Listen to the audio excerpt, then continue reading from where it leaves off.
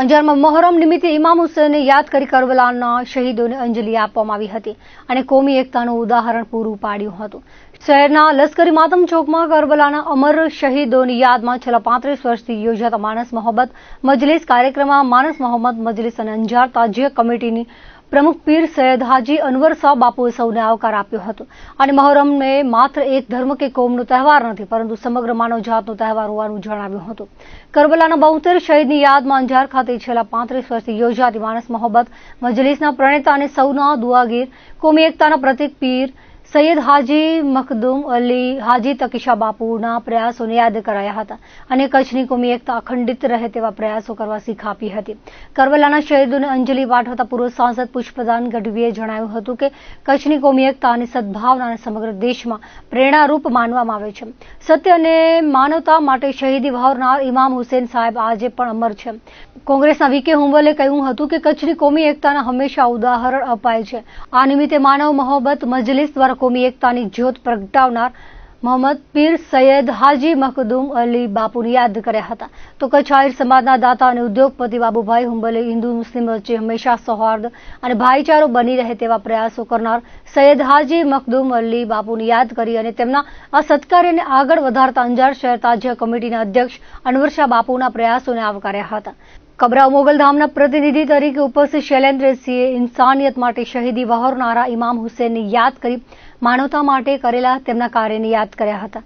ગુજરાત રાજ્યના પૂર્વ મંત્રી વાસણભાઈ આહિરે હિન્દુ મુસ્લિમ સમાજ વચ્ચે એકલાસ અને ભાઈચારો બની રહે તેવા આજીવન પ્રયાસ કરનાર અને સમગ્ર જીવન માનવતા માટે સમર્પિત કરનાર મોહમ્મદ પીર સૈયદ હાજી મખદુમ અલી બાપુને યાદ કર્યા હતા. તેમના પ્રયાસો આગળ ધપાવનાર સૈયદ અનવર શાહ બાપુના પ્રયાસ અંજાર ખાતે છેલ્લા 35 વર્ષથી યોજાતો માનસ મોહબ્બતનો આ કાર્યક્રમ અને એ કાર્યક્રમની શરૂઆત કચ્છી કોમી એકતાના હંમેશા રાહબર રહ્યા એવા સ્વર્ગીય પીર શ્રી મખદુમ અલી બાપુના અધ્યક્ષસ્થાને વર્ષો સુધી આ કાર્યક્રમ યોજાતો.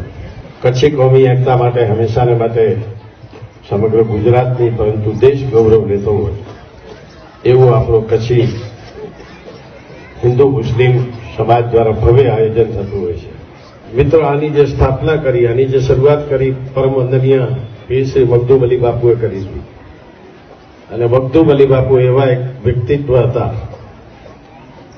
કે જેને કોમી એકલાસ માટે હર માનવ મોહબ્બતનું એને નામ આપ્યું હતું.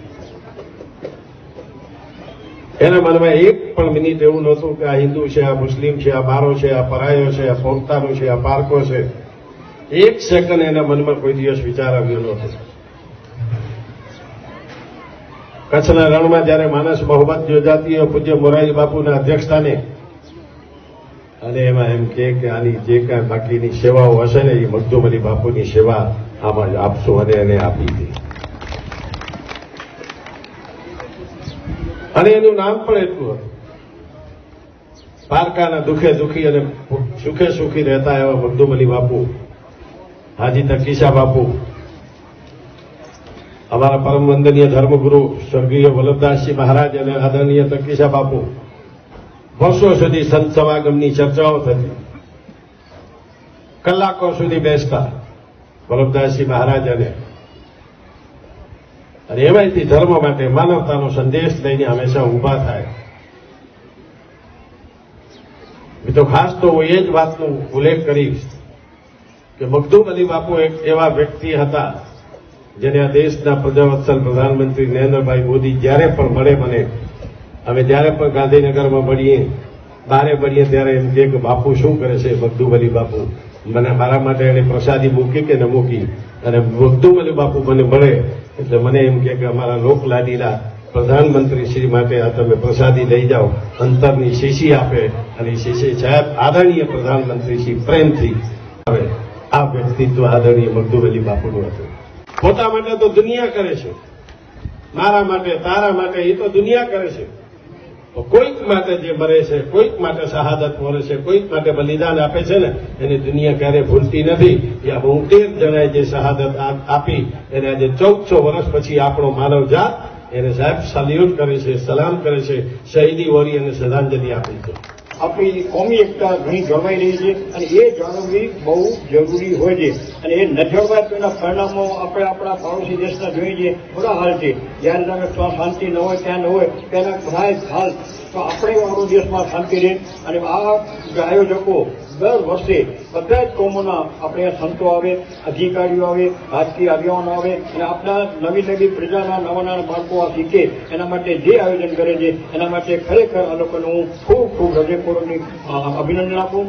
કરબલાના શહીદોને તો આપણે શ્રદ્ધાંજલિ આપીએ અને એ શ્રદ્ધાંજલિમાંથી આપણે પ્રેરણા મળે છે અને એમને પણ હું શ્રદ્ધાંજલિ આપું છું. અહીંયા જે મને આયોજકે મારું સન્માન કર્યું એના માટે ખૂબ ખૂબ હૃદયપૂર્વક આભાર માનું. વર્ષોના વર્ષોથી આપણે યાદ કરીએ છીએ અને યાદ એટલા માટે થાય કે સત્યનો હંમેશા વિજય હોય છે, એની પરીક્ષા થાય, ઘણી બધી કષ્ટી પણ પડતી હોય, તેમ છતાં પણ આ એક કરબલાના શહીદોને યાદ કરીએ છીએ આપણે અને એટલા માટે કે એમના યાદ કરવાથી અને આવો સારો ઇતિહાસ યાદ કરવાથી અને જે ઇતિહાસ સારો હોય અને એને જે સમાજ યાદ ન કરે એ સમાજનું અસ્તિત્વ કાળ ઉપરથી મટી જતું હોય છે.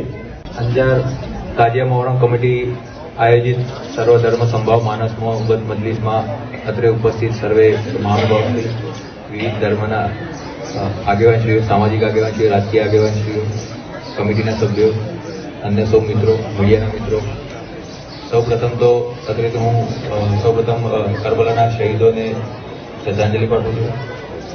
તેમજ અંજાર તાજિયા કમિટી દ્વારા જે આ મજલિસનું આયોજન કરવામાં આવે છે એના માટે બી એમને ખૂબ ખૂબ અભિનંદન પાઠવું છું. આ મજલિસ દ્વારા જે કોમી એકતાનું વાતાવરણ ઊભું થાય છે એમાં સૌથી મહત્વનો ભાગ અને જે સૌથી ઉપયોગી છે પોલીસને જ છે કે પોલીસ દ્વારા હંમેશા એ પ્રયત્ન રાખવામાં આવે છે કે ભાઈ તમામ ધર્મના લોકો એક સાથે હળીમળીને રહે તો સમાજમાં એટલે શાંતિ જળવાઈ રહે અને સમાજનો વિકાસ થાય, સાથે સાથે તેના લીધે દેશનો બી વિકાસ થાય.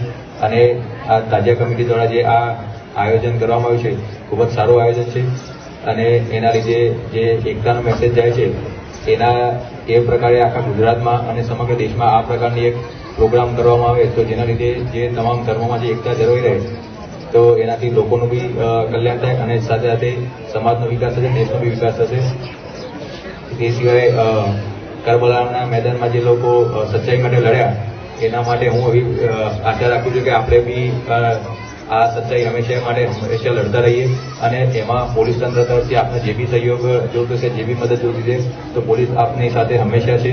કરબલામાં જે ઇમામ હુસેન સાહેબે જે આ બધા પ્રયત્નો કરી અને શહીદોને જે આ બધું ઉપાડ્યું અને એના માટે હું પણ એમને શ્રદ્ધાંજલિ આપું છું.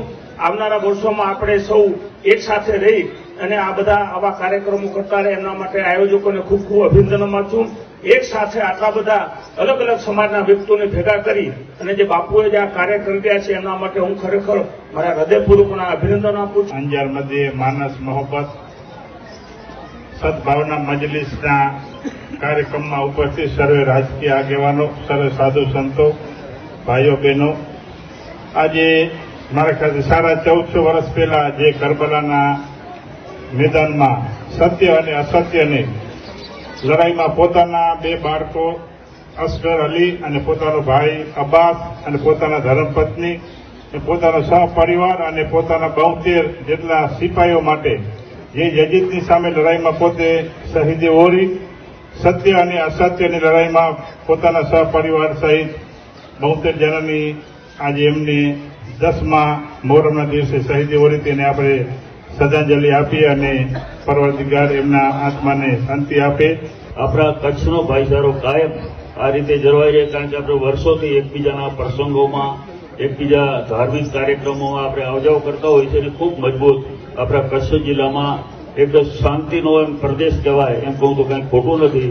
અને આ સંદેશો આખા ભારતમાં જાય અને આવા કાર્યક્રમોના માધ્યમથી એક આપણા તમામ આપણા ધર્મની, આપણા સમાજની એકતા પણ મજબૂત બને તો જે આપણે કરબલાના આપણે આમાં શહીદ યુદ્ધમાં થયા અને એમાં તમામ આપણા લોકોને આપણે શ્રદ્ધાંજલિ પાઠવીએ છીએ અને એવો એક શાંતિ માટેનો એક સંદેશ આખા વિશ્વમાં એમને ઇમામ હુસેન સાહેબે આપ્યો છે એને આપણે આચરણ કરી અને સમગ્ર દેશમાં અને આપણા ગુજરાતમાં અને કચ્છમાં શાંતિ જળવાઈ રહે એવી આપણે સૌ આજના દિવસે શ્રદ્ધાંજલિ આપું છું.